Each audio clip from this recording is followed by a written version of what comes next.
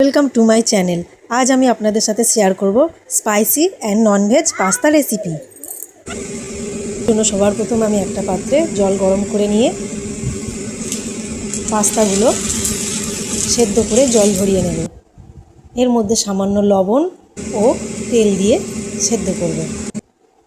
এবার একটা কড়ায় অল্প তেল দিয়ে কেটে রাখা একটা আলু, কয়েকটা বটবটি,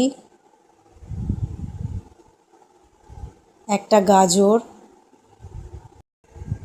কয়েকটা বিনস ও অল্প একটু ক্যাপসিকাম কুচি দিয়ে ভালো করে ভেজে নেব। সামান্য হলুদ ও লবণ দিয়ে আমি সবজিগুলো ভালো করে ঢাকা দিয়ে 5 থেকে 7 মিনিট ভেজে নেব।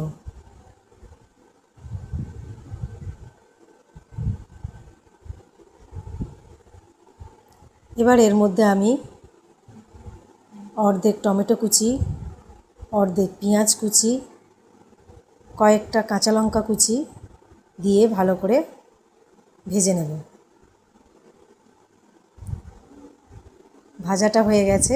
এর ওপর নুন দিয়ে ফেটে রাখা ডিমটা আমি দিয়ে দেব। এবার ভালো করে এর সাথে ডিমটা আমি ভেজে নেব। এর মধ্যে ছোটো চামচের 1 চামচ জিরে দিয়ে আবার আমি 2-3 মিনিট একটু ভেজে নেব। এর মধ্যে আমি 2 চামচ টমেটো সস, 1 চামচ সয়া সস,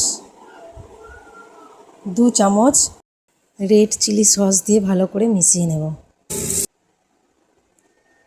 এবার আমি এর মধ্যে সেদ্ধ করে রাখা পাস্তাগুলো দিয়ে দেবো।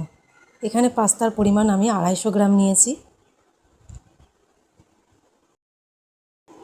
নুনটা একটু কম হয়েছে, তাই সামান্য একটু নুন দিয়ে নেড়ে আমি নামিয়ে নেব।